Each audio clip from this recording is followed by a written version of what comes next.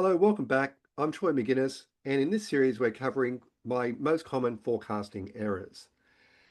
Now, this is a big one that I have trouble coaching and teaching in my workshop, but it is going to account for up to a, a 2x error in your forecasting. So pay attention here. Now, when we actually often forecast work we got to do, we take a pace that we traditionally deliver work or do product development, and we divide the remaining work by that progress. Now the problem is that when teams of people pick up work to do from a backlog, they often split it into a better size to develop.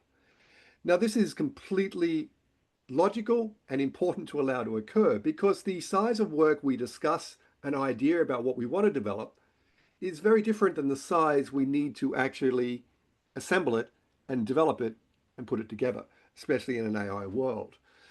So the problem is that our done column has a lot more smaller grained work in it than our to-do column does, our backlog.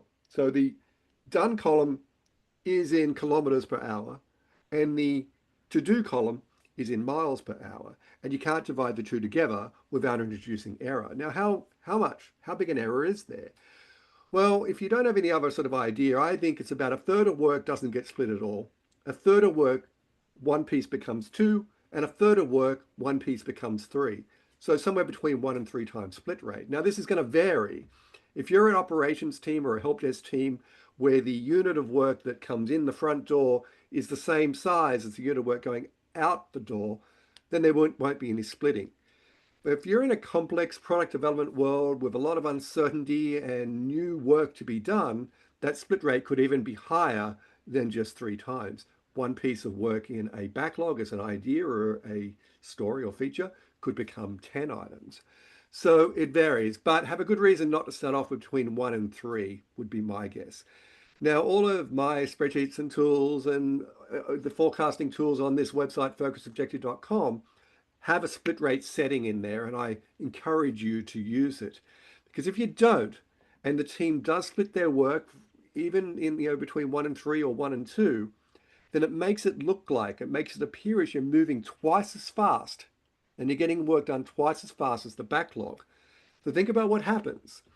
What happens is the team now has to operate twice as fast as it ever really did just to keep pace with what your forecast said. Now, don't go sort of trying to normalize this and avoid the team splitting the work or splitting story points across stories so that everything stays equal. Just account for it in the forecast and accept that it is an important part of doing product development. Because whenever we split work, often we can defer some of it until the next release. So you want your teams to split the work and encourage them to defer non-important work for the first release or the release they're on until later on. So you actually get a benefit. You actually deliver faster if you get more splitting. And secondly, is the teams will struggle with big pieces of work. It'll almost be done for a lot longer period of time. So you want to avoid that. So again, story splitting could make you appear to be moving twice as fast, and it's solely because the done column is in a different granularity than the backlog is. Just account for it in your forecast. Thank you. I'm Troy McGuinness, and have a great day.